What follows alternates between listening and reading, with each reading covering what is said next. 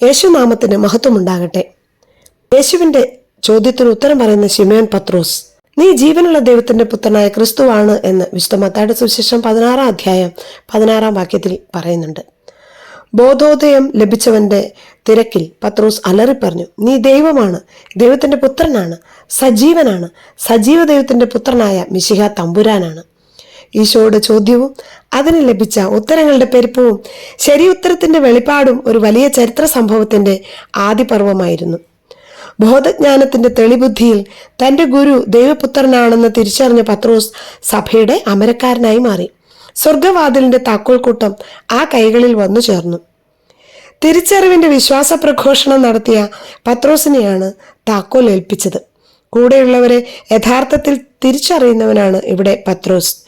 ദൈവത്തെ ദൈവമായി, ഈശോയെ മിശിഹായായി, മനുഷ്യരെ മനുഷ്യരായി, പ്രവാചകനെ പ്രവാചകനായി, അപ്പനെ അപ്പനായി, മകനെ മകനായി, അയൽക്കാരനെ അയൽക്കാരനായി, സഹോദരിയെ സഹോദരിയായി കാണാനുള്ള തിരിച്ചറിവാണ് നമുക്ക് വേണ്ടത്. ഈ വെളിവിന്റെ വെളിച്ചമാണ് സഭയുടെയും പ്രകാശം. ആദിമ ക്രൈസ്തവർ പരസ്പരം സഹോദരങ്ങളായാണല്ലോ പരിഗണിച്ചിരുന്നത്. മറ്റു ശിഷ്യരിൽ നിന്ന് പത്രോസിനെ വ്യതിരിക്തനാക്കുന്നത് ഈ തിരിച്ചറിവിന്റെ ഭാഗ്യമാണ്. പലരും പലതും അറിയുമ്പോൾ ശരിയായതിനെ തിരിച്ചറിയുന്നതാണ് ഭാഗ്യം. ദൈവത്തെ തിരിച്ചറിയലാണ് ഭാഗ്യം. അനുദിന ജീവിത സാഹചര്യങ്ങളിൽ ബന്ധുക്കളുടെയും സുഹൃത്തുക്കളുടെയും ഇടയിൽ ദൈവത്തെ തിരിച്ചറിയുന്നതാണ് ഭാഗ്യം. എലിസബത്ത് മറിയത്തിന്റെ സമീപത്ത് നിന്നപ്പോൾ തിരിച്ചറിഞ്ഞു, ഇത് ദൈവമാതാവാണ്. കർത്താവിനെ ഉദരത്തിൽ വെച്ചാണ് ഇവൾ വന്നിരിക്കുന്നതെന്ന്. എൻ്റെ കർത്താവിൻ്റെ അമ്മ എൻ്റെ അടുത്തു വരാനുള്ള ഭാഗ്യം എനിക്ക് എവിടെ നിന്ന്? ലൂക്കായുടെ സുവിശേഷം 1 അധ്യായം 43 തിരുവചനം. കർത്താവിൻ്റെ അമ്മയെന്ന് മറിയത്തെ തിരിച്ചറിഞ്ഞ വെളിപാട് കിട്ടിയ എലിസബത്ത് ഭാഗ്യമുള്ളവളാണ്. ശിശുവിനെ കൈകളിൽ എടുത്തപ്പോൾ അത് ദൈവപുത്രനാണെന്ന് ശിമയോനും അന്നായും തിരിച്ചറിഞ്ഞത് വെളിപാട് മൂലമാണ്. സ്നാപകൻ ഈശോയെ തിരിച്ചറിഞ്ഞതും സാക്ഷ്യപ്പെടുത്തിയതും വെളിപാടിലൂടെ ലഭിച്ച അറിവിലൂടെയാണ്. വെളിപാടിലൂടെയാണ് ഈ രഹസ്യം അറിഞ്ഞതെന്ന് സെയിന്റ് പോളും പറയുന്നുണ്ട്. ഗലാത്യക്കാർക്ക് എഴുതിയ 1 അധ്യായം 12 തിരുവചനത്തിൽ. കണ്ടും കൊണ്ടും അറിയുന്നതേ അറിവായി പരിഗണിക്കപ്പെടാവൂ എന്ന പ്രായോഗിക ശാസ്ത്രത്തിന് അപവാദമാണ് ദൈവശാസ്ത്രം. മാംസരക്തങ്ങൾ സന്നിവേശിപ്പിക്കുന്ന ലൗകിക അറിവുകളുടെ വ്യർത്ഥത വെളിപാടിന്റെ ജ്ഞാനത്തിലാണ് വ്യക്തമാകുന്നത്. എൻ്റെ കർത്താവായ ഈശോ മിശിഹായെക്കുറിച്ചുള്ള ജ്ഞാനം കൂടുതൽ വിലയുള്ളതാകയാൽ സർവവും നഷ്ടമായി തന്നെ ഞാൻ പരിഗണിക്കുന്നു. അവനെ പ്രതി ഞാൻ സകലവും നഷ്ടപ്പെടുത്തുകയും ഉച്ഛിഷ്ടം പോലെ കരുതുകയുമാണ്. ഫിലിപ്പിയർക്ക് എഴുതിയ ലേഖനം 3 അധ്യായം 8 വാക്യം. ഈ ജ്ഞാനം ലഭിച്ചത് മനുഷ്യരിൽ നിന്നല്ല, മിശിഹായുടെ വെളിപാടിലൂടെയാണ് എന്നാണ് പൗലോസ് ശ്ലീഹ പറയുന്നത്. ഗലാത്യക്കാർക്ക് എഴുതിയ ലേഖനം അധ്യായം 1 12 തിരുവചനം. ശാസ്ത്രത്തിന്റെയും പാരമ്പര്യത്തിന്റെയും അറിവുകളെ അതിശയിക്കുന്ന ദൈവിക വെളിപ്പാട് നൽകുന്ന തിരിച്ചറിവിൽ നമ്മുടെ ദൈവ മനുഷ്യ ബന്ധങ്ങൾ പ്രകാശമാനമാകണം.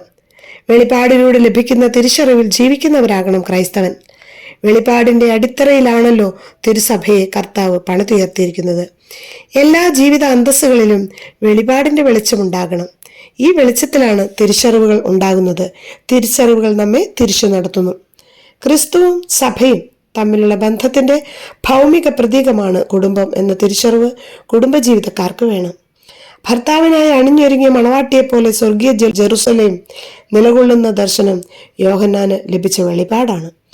ഭൂമിയിലെ ദൈവ സാന്നിധ്യങ്ങളായി സഹോദരങ്ങളെ കരുതാൻ പ്രേരണയുണ്ടെങ്കിൽ നമുക്ക് തീർച്ചയാക്കാം നമുക്ക് മുകളിൽ ദൈവിക വെളിപ്പാടിന്റെ ഒരു വിധാനം ഉണ്ടായിട്ടുണ്ട് എന്ന്. അപരൻ നരകമാണെന്ന വികല ചിന്ത ദൈവിക വെളിപ്പാടിന്റെ വിരുദ്ധ ധ്രുവത്തിലെ പൈശാചിക പ്രബോധനമാണ്. ഈ തിരിച്ചറിവിന്റെ ദൈവശാസ്ത്രം നമുക്ക് നൽകുന്നത് പരിശുദ്ധാത്മാവിന്റെ കൃപയാലാണ്. ദൈവിക ദാനമാണത്.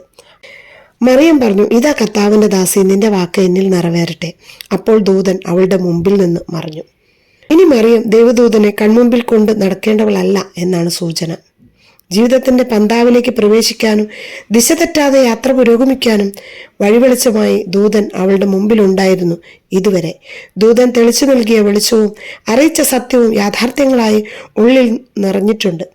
മുമ്പിൽ കണ്ട ദൈവസാന്നിധ്യം ഉള്ളിൽ തിങ്ങുന്ന ദൈവശക്തിയായി കഴിഞ്ഞു. ഇനി ദൂതന്റെ ആവശ്യമില്ല. വിശ്വാസത്തിന്റെ പദയാത്രകളാണ് ആവശ്യം. കാണപ്പെടാത്തവ ഉണ്ട് എന്ന ബോധ്യത്തിലാണ് വിശ്വാസി പദമൂന്നുന്നത്. അദൃശ്യനായ ദൈവത്തിന്റെ സാന്നിധ്യം വിശ്വാസ നേത്രങ്ങൾക്ക് ഗോചരമാകും. ദൂതനെ കണ്ടല്ല, ദൂതനെ അയക്കുന്ന ദൈവത്തെ കണ്ടാണ് ഇനി യാത്ര.